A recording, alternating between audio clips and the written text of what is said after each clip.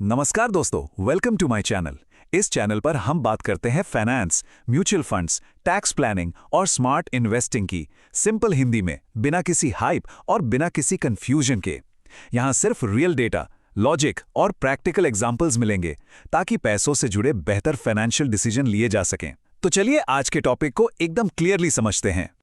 1 तारीख, इसे कहीं नोट कर लीजिए, 1 फरवरी 2026। इस दिन जो बजट आएगा ना, वो हर एक टैक्स पेयर के लिए एक बहुत बड़ा बदलाव ला सकता है। एक ऐसा बदलाव जो टैक्स बचाने के हमारे तौर तरीकों को शायद हमेशा के लिए बदल देगा। और वो बदलाव क्या है? वो है एक बड़ा कन्फ्यूजन। देखिए, सालों से हम सबको इनकम टैक्स के जो सेक्शंस रट गए हैं, 80C, 80D, 87A, वो सब के सब बदलने वाले हैं। जी हाँ, सरकार एक नया इनकम टैक्स एक्ट 2025 ला रही है और इसके साथ ही ये सारे जाने पहचाने सेक्शन नंबर्स भी बदल रहे हैं। लेकिन घबराने की कोई बात नहीं है। इसको ना ऐसे समझिए, मान लीजिए कि आपके फेवरेट क्रिकेटर की जर्सी का नंबर बदल गया हो, पर प्लेयर तो वही है, उसका खेलने का तरीका वही है। ठीक वैसे ही टैक्स बचाने के फायदे वही रहेंगे, बस उनके सेक्शन के नंबर बदल जाएंगे। और आज हम मिलकर इसी कंफ्यूजन को दूर करने वाले हैं। तो चलिए इस पूरे बदलाव को 5 आसान हिस्सों में तोड़कर समझते हैं। सबसे पहले देखेंगे कि भाई ये हो क्यों रहा है।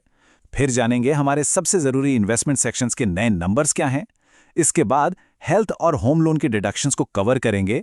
फिर कुछ और छोटे बड़े बदलावों पर नजर डालेंगे और आखिर में आपको मिलेगी पुराने और नए सेक्शंस की एक पूरी लिस्ट, जिससे आप अपने पास सेव करके रख सकते हैं। तो पहला सवाल, आखिर ये सब हो क्यों रहा है? इसकी वजह है इनकम टैक्स एक्ट 1961, जो आज़ादी के टाइम से चला आ रहा है। अब उसे रिप्लेस किया जा रहा है एक नए सिंपल इनकम टैक्स एक्ट 2025 से। असल में ये नया एक्ट एक तरह का रीऑर्गेनाइजेशन है। मतलब कानूनों को आसान बनाने के लिए सेक्शंस को एक नए लॉजिकल तरीके से बस अरेंज किया गया है और ये 1 अप्रैल 2026 से लागू होगा। तो अभी के लिए ये सिर्फ नंबर बदलने की बात है। फायदों में कोई बदलाव होगा या नहीं, ये तो बजट में ही पता चलेगा। चलिए अब उस हिस्से पर आते हैं जिसका हम सबको सबसे ज्यादा इंतजार है कि हमारे इन्वेस्टमेंट और सेविंग्स से जुड़े जो सेक्शंस हैं, उनका आखिर क्या होगा। सेक्शन 80C, अरे ये नाम तो हर सैलरीड इंसान और हर टैक्स पेयर की जुबान पर रहता है ना? PPF, ELSS, लाइफ इंश्योरेंस, बच्चों की ट्यूशन फीस, होम लोन का प्रिंसिपल, क्या नहीं था इसमें? सब कुछ इसी एक सेक्शन में कवर होता था। तो अब एक बड़ी खबर के लिए तैयार हो जाइए। 1 अप्रैल 2026 से सेक्शन 80C खत्म। जी हां, आपने सही सुना, ये नाम अब इतिहास बनने वाला है। तो फिर इसकी जगह कौन लेगा? मिलिए टैक्स सेविंग के नए बादशाह से, सेक्शन 123। जी हां, 123, बस इसे याद कर लीजिए। अब देखिए, जो चीजें पहले सेक्शन 80C, 80CCE और 80CCC में फैली हुई थी, वो सब कुछ अब इस अकेले सेक्शन 123 के अंदर आ जाएगा। 1.5 लाख की लिमिट और सारे इन्वेस्टमेंट ऑप्शंस वही रहेंगे, बस नाम बदल कर हो गया है सेक्शन 123। कितना सिंपल हो गया। इसके बाद नंबर आता है NPS का, यानी नेशनल पेंशन स्कीम।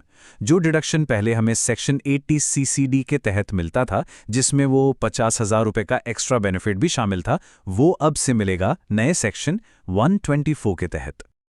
इन्वेस्टमेंट के बाद अब बात करते हैं 2 और बहुत ही जरूरी खर्चों की। एक तो हेल्थ और दूसरा घर। इनके डिडक्शंस के नए नंबर क्या हैं, चलिए देखते हैं। हेल्थ इंश्योरेंस प्रीमियम का डिडक्शन, जो हम सब के लिए बहुत ही जरूरी है और जो पहले हमें सेक्शन 80D में मिलता था, वो अब मिलेगा सेक्शन 126 में। तो 80D की जगह अब से याद रखिए 126। अगर हायर एजुकेशन के लिए कोई लोन लिया हुआ है, तो उसके इंटरेस्ट पर मिलने वाला डिडक्शन जो पहले सेक्शन 80E में था, वो अब शिफ्ट होकर चला गया है सेक्शन 129 में। और हां, घर खरीदने वालों के लिए होम लोन के इंटरेस्ट पर जो डिडक्शन सेक्शन 80EE और 80EEA के तहत मिलता था, उसके लिए अब नए सेक्शंस होंगे, 130 और 131। तो ये तो थे कुछ सबसे बड़े और कॉमन डिडक्शंस, लेकिन कहानी सिर्फ यहीं तक नहीं है। कुछ और भी जरूरी सेक्शंस हैं जिनके नंबर्स में बदलाव हुआ है। आइए इस स्लाइड पर एक फटाफट नजर डालते हैं। सैलरी वालों के लिए जो 50,000 का स्टैंडर्ड डिडक्शन था, वो अब सेक्शन 119 में है। हमारा सबका फेवरेट टैक्स रिबेट यानी सेक्शन 87A अब बन गया है सेक्शन 156। सेविंग्स अकाउंट के इंटरेस्ट पर डिडक्शन अब मिलेगा सेक्शन 153 के तहत, और प्रॉपर्टी बेचने पर कैपिटल गेन्स की छूट वाला सेक्शन 54 अब हो गया है सेक्शन 82। मुझे पता है इतने सारे नए नंबर्स याद रखना थोड़ा मुश्किल है, इसीलिए इस पूरे विश्लेषण का सबसे ज़रूरी हिस्सा अब आ रहा है, एक पूरी की पूरी चीट शीट जहां आप पुराने और नए सेक्शंस को एक साथ आमने सामने देख सकते हैं।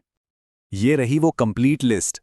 मेरा तो सजेशन है अभी के अभी इस स्लाइड का एक स्क्रीनशॉट ले लीजिए। आप देख सकते हैं सबसे बड़ा बदलाव ATC बन गया है 123, हेल्थ इंश्योरेंस का ATD अब है 126 और टैक्स रिबेट वाला 87A हो गया है 156। जब बजट 2026 आएगा ना और आप फाइनेंस मिनिस्टर को ये नए नंबर इस्तेमाल करते हुए सुनेंगे, तब ये चीट शीट आपके बहुत काम आने वाली हैं। तो अब सबसे बड़ा सवाल यही उठता है कि क्या सरकार सिर्फ जर्सी का नंबर बदल रही है या फिर प्लेयर को भी बदलने का कोई इरादा है? क्या ये सिर्फ नंबरों का फेरबदल है या बजट 2026 में इन फायदों की लिमिट्स में भी कोई बदलाव आएगा? इसका जवाब तो हमें 1 सितंबर 2026 को ही मिलेगा। तो दोस्तों, ये थी आज की जानकारी। अगर आपको ये इन्फॉर्मेशन वैल्यूएबल लगी हो तो लाइक ज़रूर करिए। आपका एक लाइक मुझे और ऐसे इन्फॉर्मेटिव विश्लेषण बनाने के लिए मोटिवेट करता है, राइट? अगर कोई डाउट, सजेशन या ओपिनियन हो तो कमेंट में ज़रूर लिखिए। इसे उन लोगों के साथ शेयर करिए जो अपने पैसों को सही डायरेक्शन में इन्वेस्ट करना चाहते हैं। और हाँ, चैनल को सब्सक्राइब करना ना भूलें, क्योंकि यहाँ हम बात करते हैं स्मार्ट इन्वेस्टिंग और फाइनेंशियल अवेयरनेस की। Thanks for watching. इस वीडियो में दी गई सारी जानकारी सिर्फ एजुकेशनल पर्पस के लिए है। मैं कोई सेबी रजिस्टर्ड इन्वेस्टमेंट एडवाइजर नहीं हूं। स्टॉक मार्केट और mutual fund investments market risk के सब्जेक्ट होते हैं। किसी भी इन्वेस्टमेंट डिसीजन से पहले अपनी रिसर्च करें या अपने फाइनेंशियल एडवाइजर से सलाह जरूर लें।